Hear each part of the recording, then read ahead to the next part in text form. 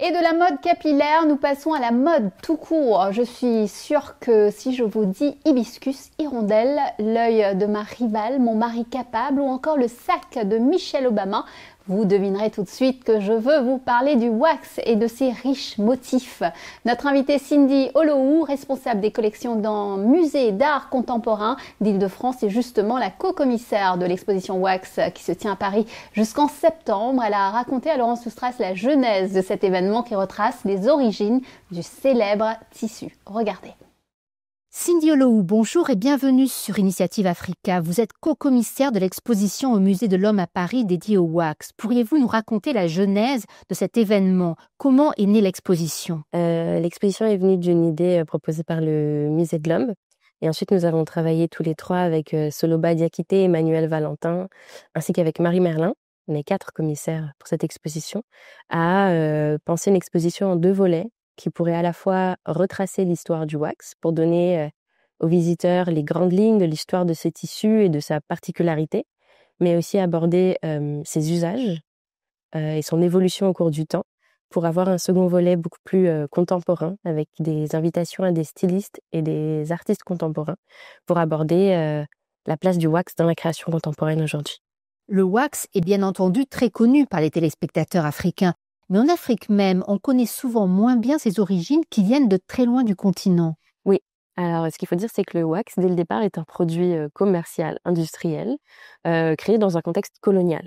Il s'inspire des batiks indonésiens de l'île de Java, donc en Asie, qui est un tissu traditionnel originaire de cette région, qui utilise la cire pour dessiner les motifs avant d'imprimer les couleurs sur le tissu.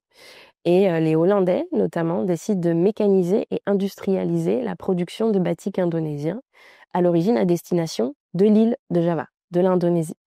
Et en réalité, c'est un flop complet. Les Indonésiens rejettent le wax, notamment parce que l'industrialisation du procédé ne permet pas exactement le même rendu que les batiks locaux. Et en outre, les quotas et les frais de douane rendent le batik industriel beaucoup plus cher. Et à ce moment-là, les Hollandais décident de réorienter l'exportation de ces tissus vers leurs colonies africaines. Concrètement, comment arrive-t-il en Afrique? Justement, via les Hollandais, donc dans un contexte colonial très fort, et aussi via les bataillons de soldats ghanéens qui étaient déployés en Indonésie sous contingent hollandais.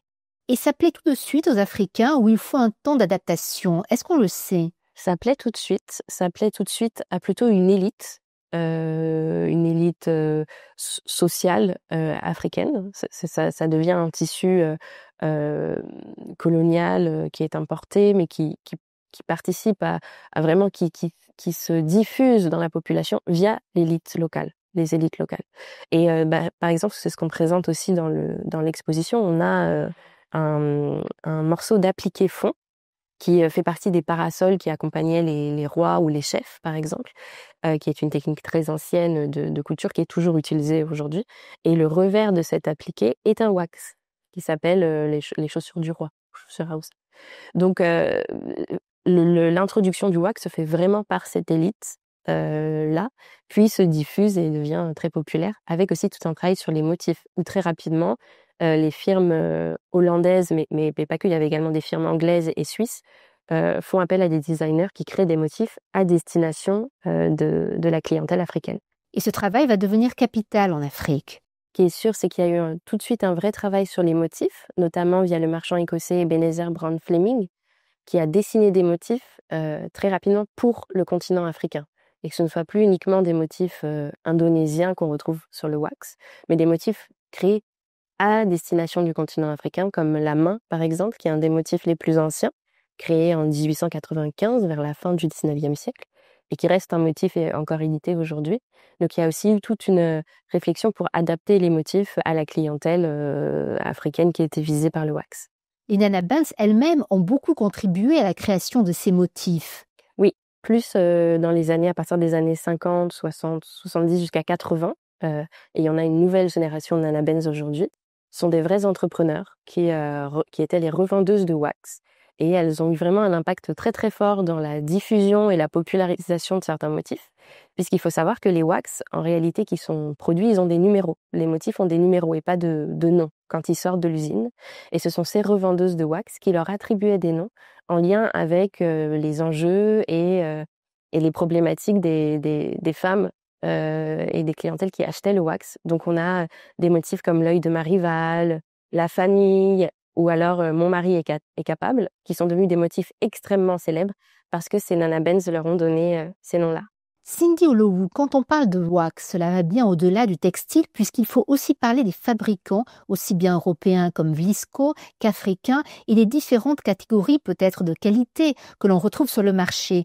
Quelle est l'importance de cet aspect économique ? L'aspect économique est essentiel dès le début dans l'histoire du wax, puisque dès l'origine, c'est un produit industriel, commercial, produit à grande échelle.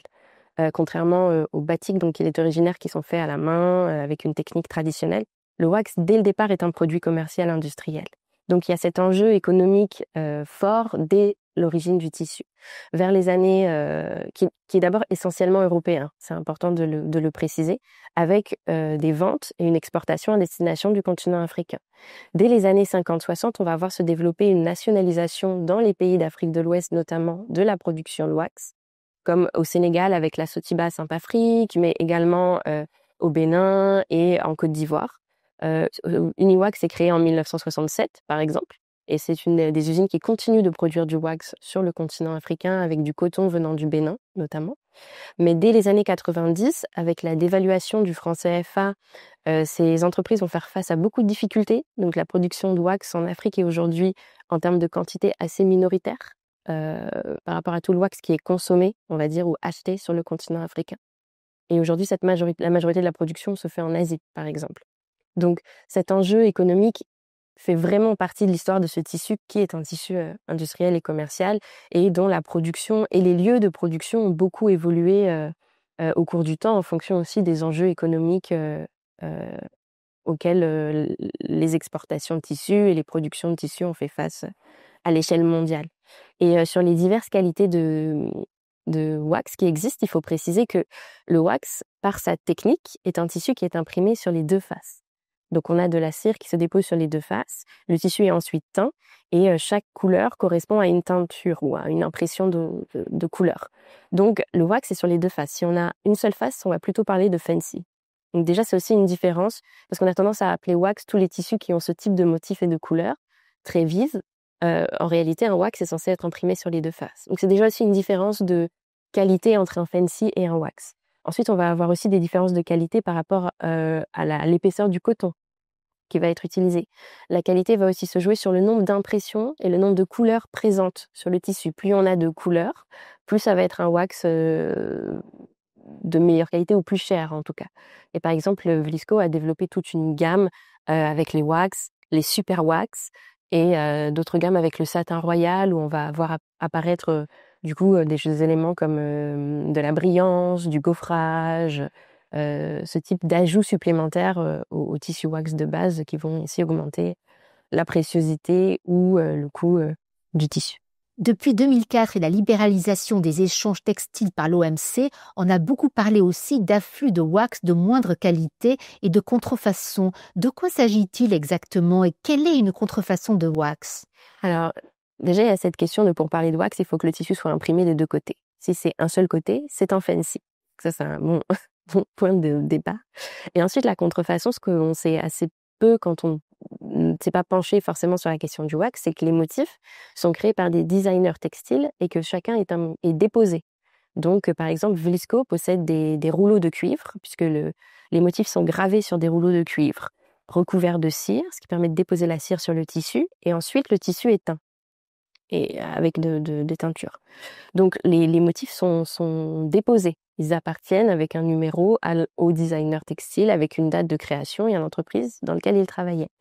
Or, maintenant que le marché est ouvert, on voit beaucoup de copies, c'est-à-dire on peut trouver des motifs qui appartiennent normalement à Vlisco, par exemple, qui possède le plus grand stock connu de motifs wax, puisque historiquement c'est un des plus anciens producteurs, produits par des usines de wax qui se trouvent en Asie, par exemple, mais qui n'ont pas la propriété de ces motifs. Et donc c'est là qu'on parle de contrefaçon. ces motifs, normalement, appartiennent à l'entreprise Plisco. Hors de la sphère économique, la dimension culturelle du wax est devenue incontournable ces dernières années et cette exposition retrace justement ce lien très fort. Comment le décrire, ce lien culturel particulier ?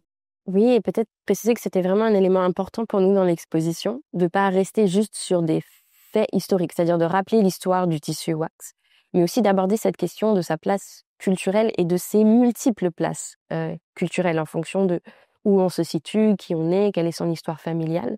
Parce que tout le paradoxe du wax, c'est que à la fois c'est un tissu colonial, commercial, importé, et en même temps, il fait tellement partie de l'histoire de cette dernière décennie du continent africain et des vies quotidiennes des personnes qu'il tient une place très forte pour les événements comme les mariages, les baptêmes, ou également toute une dimension de transmission intergénérationnelle, notamment entre les femmes, de collections de tissus wax qui se transmettent de mère en fille, de grand-mère en petite fille.